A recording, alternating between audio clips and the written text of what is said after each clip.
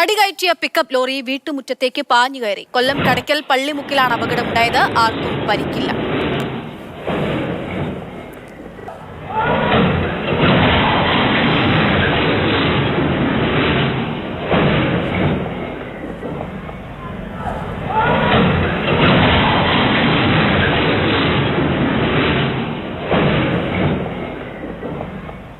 കണ്ണൻ നായർ തന്നെ ഈ വാർത്തയുടെ വിശദാംശങ്ങൾ നൽകും. കണ്ണൻ, ആ ദൃശ്യങ്ങൾ കാണുമ്പോൾ തന്നെ പേടിയാവുകയാണ്. നിയന്ത്രണം വിട്ടതാണോ, എന്താണ് ഉണ്ടായത്? നിയന്ത്രണം വിട്ടതാണോ എന്ന് സംബന്ധിച്ചൊരു വ്യക്തതയില്ല. ഈ വാഹനത്തിൽ ആ കടയ്ക്കൽ പള്ളിമുക്കിൽ സമീപത്ത് തന്നെ ഒരു വാഹനത്തിലേക്ക് തടി കയറ്റുകയായിരുന്നു. ഈ തടി കയറ്റുന്ന സമയത്ത് സാധാരണ ഈ 4 ടയറുകളുടെയും മുൻഭാഗത്ത് ടയർ മുന്നോട്ട് കൊണ്ടുപോകാതിരിക്കാൻ വേണ്ടി ഒരു തടി കഷ്ണമോ അല്ലെങ്കിൽ വലിയ കട്ടകളോ ഈ സിമന്റ് കട്ടകളോ ഒക്കെ തന്നെ വെക്കാറുണ്ട്. അങ്ങനെയൊക്കെ തന്നെ ഒരു തടി കഷ്ണം ഉപയോഗിച്ച് ഈ ടയർ ബന്ധിച്ചിരുന്നു. പക്ഷേ ആ തടി കഷ്ണം തെന്നി മാറിയതിനെ തുടർന്ന് ഈ വാഹനം മുന്നോട്ട് പോവുകയായിരുന്നു.